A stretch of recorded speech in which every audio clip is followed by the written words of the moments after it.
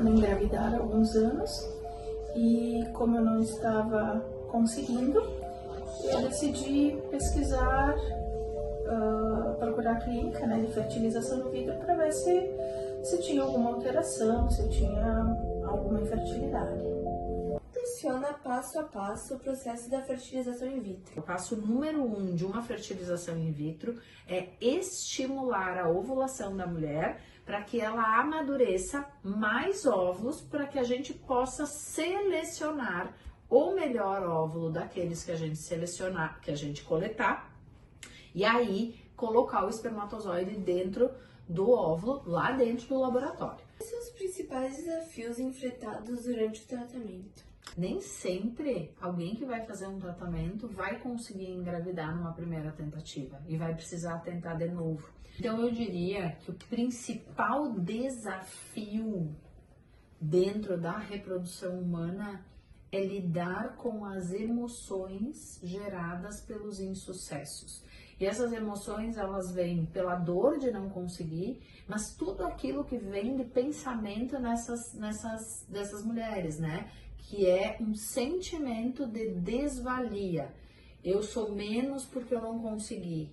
Por que a minha amiga conseguiu e eu não consegui? O que eu fiz de errado? Por que eu tô sendo castigada? Existem fatores que aumentam ou diminuem a taxa de sucesso da FIV? Idade da mulher e quantidade de óvulos que ela produz. Quais as principais dificuldades psicológicas enfrentadas por quem passa pela FIV? Sentimento de desvalia, né? Principalmente as mulheres têm isso, né? Que elas acham que elas são menos porque não conseguem. Outra coisa que não se fala muito é do fator masculino. Então, às vezes, a gente vai encontrar homens que não conseguem. Para vocês terem uma ideia, dos casais que vêm procurar ajuda aqui, 30% é porque o homem não consegue. 30% a 40% é porque a mulher não consegue. E os outros 20% a 30%, nem os dois têm dificuldade. Então, essa dor, né? E para o homem isso não é muito falado, mas também é muito importante. Então, que tipo de suporte emocional é mais recomendado para pacientes em tratamento? É importante que tenha uma rede de apoio, né? A clínica deve oferecer isso, deve oferecer de que maneira? A clínica pode oferecer um serviço de psicologia? Pode. Nós aqui, por exemplo, não temos uma psicóloga aqui dentro, mas a gente tem psicólogos para indicar. Mas é importante que a equipe médica esteja preparada para isso, para acolher, para responder perguntas, para mostrar, né, alternativas. A equipe de enfermagem também. E, por exemplo, aqui na clínica, na verdade, todos os colaboradores passam por esse treinamento, porque até uma pessoa da recepção pode se deparar com alguém na recepção chorando. E ela tem que saber como manejar isso, né? Então, é tudo isso. Então, a psicóloga, né? E a gente sempre diz que é importante que a paciente tenha uma rede de apoio. Muitas pacientes que passam por esse tratamento optam por não falar para ninguém.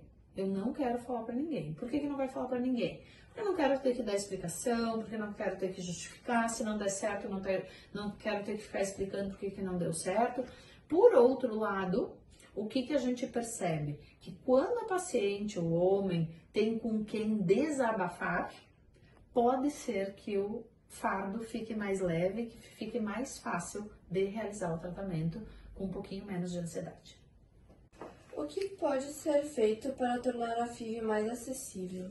Então, a fertilização in vitro, para se tornar mais acessível, a primeira coisa é que o serviço que oferece isso possa aumentar o número de ciclos.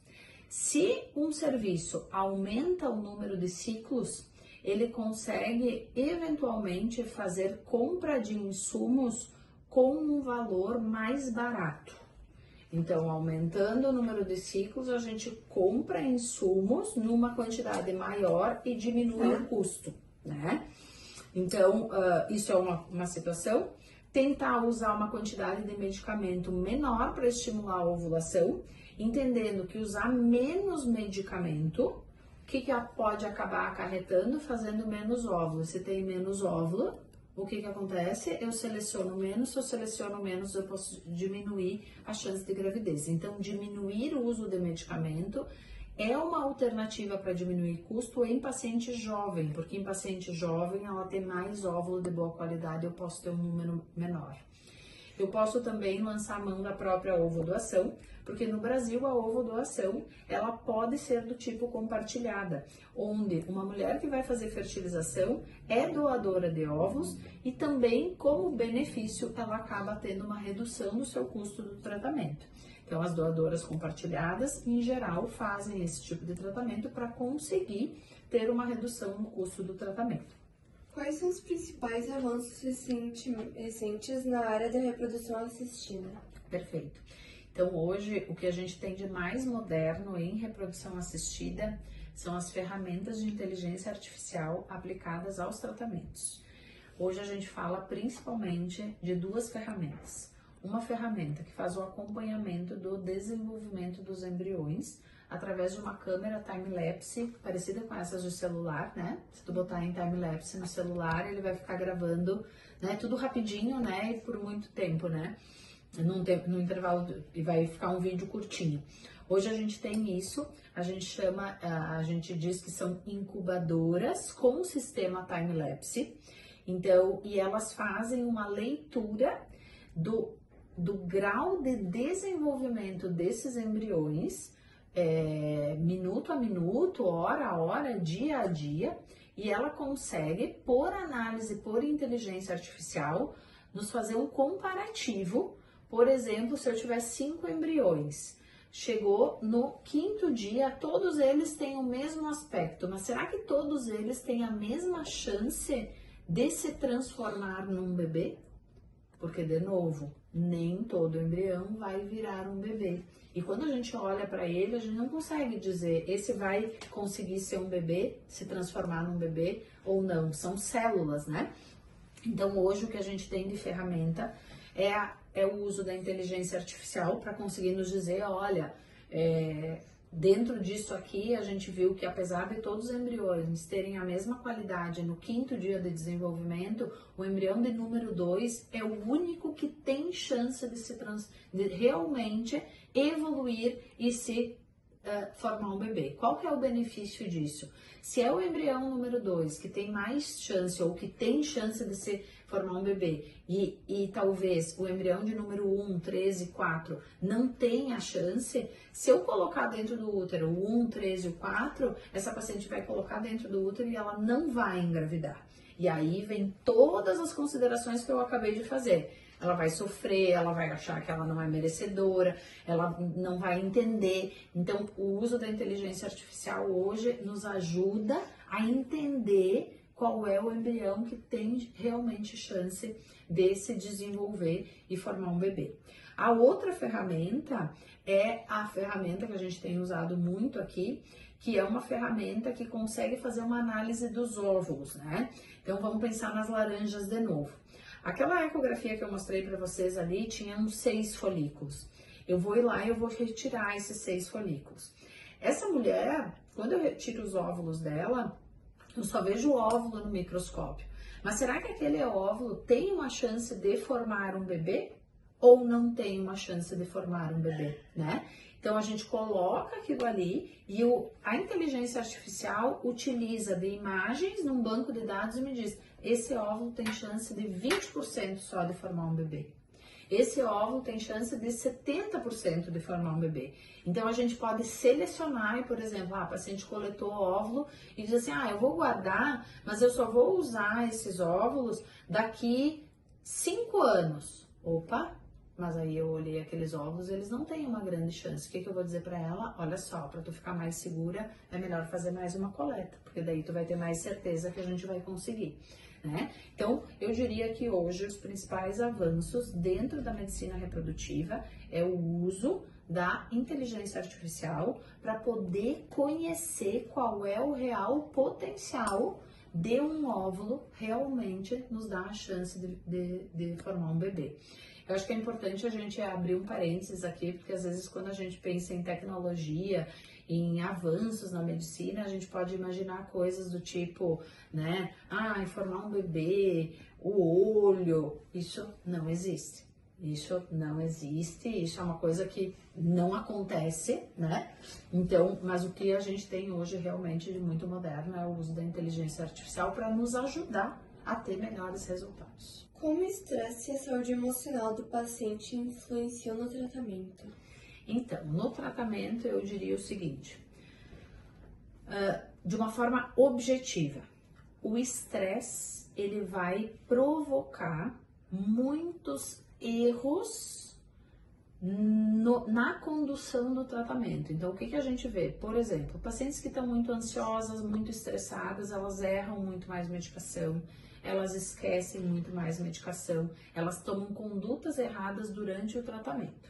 Isso é uma visão prática e isso está documentado em estudos e a gente vê isso mesmo acontecer. Paciente que está muito ansiosa, muito estressada, erra muito mais detalhes importantes do tratamento do que uma paciente que está mais tranquila. Mas tem também uma observação minha pessoal, que é uma coisa mais subjetiva, que é a gente perceber que pacientes muito ansiosas, e que eu digo que tem uma ansiedade que não é uma ansiedade boa, eu brinco que tem ansiedade boa, que é aquela, por exemplo, quando tá te arrumando para ir numa festa, um passeio, né? E tem a ansiedade que é a ansiedade, o medo de uma prova, né? Então, a gente consegue ver diferente a paciente que tá numa ansiedade boa e aquela que tá numa ansiedade ruim. Parece algo assim meio virtual, enfim, é muito subjetivo. Mas a paciente que está nessa ansiedade ruim, eu tenho uma sensação que engravida menos. E a paciente que está nessa ansiedade boa, de que parece que está indo para uma festa, engravida mais. Como foi sua experiência com os profissionais da clínica? Você se sentiu bem orientada? Sim, eu me senti bem orientada. Sempre me passaram todas as informações, todas as minhas dúvidas sempre foram esclarecidas. Toda a equipe da clínica sempre foi muito acolhedora e a doutora Ângela, em especial, sempre me recebeu com um carinho e sempre teve as palavras certas no momento certo. Você pesquisou bastante sobre a FIV antes de começar? O que mais te surpreendeu? Então, eu fiz 2 fertilizações. Na primeira eu não pesquisei, não fui procurar me informar. Eu só ouvi o que a médica tinha para me falar. Eu acreditava que se o meu problema era só baixa reserva de óvulos, eu fazendo fertilização, eles colhendo os óvulos, que eu engravidaria numa boa. Como isso não aconteceu, depois do primeiro negativo, eu fiquei muito frustrada, fiquei muito triste. Então, sim, para a próxima fertilização eu procurei, eu pesquisei, eu me informei, eu ouvi palestras de outros profissionais e aí eu comecei a entender um pouco melhor o processo. Isso me deixou mais confiante para tentar de novo.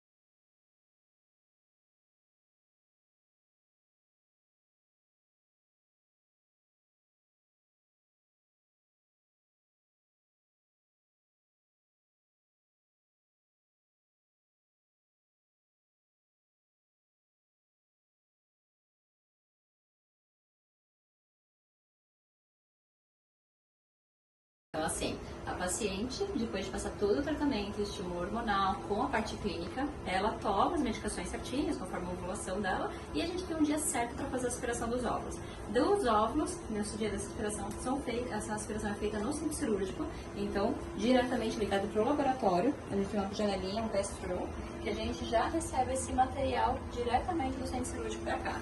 Nessas lupas, nós vamos então procurar no líquido folicular cada óvulo aspirado diretamente do ovário. Depois que a gente recolhe, que a gente consegue fazer essa seleção dos óvulos, passaremos para placas de cultivo. Vou mostrar um exemplo, tá? Aqui é realmente só uma placa de teste, não tem material biológico nela. Então esse material, esse óvulo aspirado, vai para esse meio de cultivo, tá? E aonde eles serão cultivados em uma incubadora dedicada. Uma aqui também de teste. Vamos ver. Uma incubadora dedicada, específica para cada casal, tá? Esses óvulos ficam então em cultivo até o momento da sua manipulação, enquanto o preparo seminal também está sendo realizado na andrologia. Então, 3 horas após a punção, com esse sêmen já capacitado, nós faremos então a união dos gametas. Então, onde a gente vai juntar o óvulo e o espermatozoide. Essa união é feita com o nosso microscópio invertido. Então, aqui a gente tem a nossa micromanipulação por joysticks, que a gente vai fazer com uma agulha, a gente segura o óvulo e a outra agulha a gente coloca o espermatozoide dentro do citoplasma desse óvulo, tá? Depois de feita a fertilização, esses embriões, pré-embriões, voltam para a placa de cultivo, agora numa placa diferenciada, onde a gente consegue cultivá-los em gotas individuais. Não sei se você conseguir visualizar.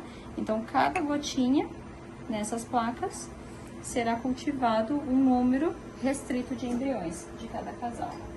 Eles voltam para essa incubadora, onde ficam no laboratório até 7 dias após a punção.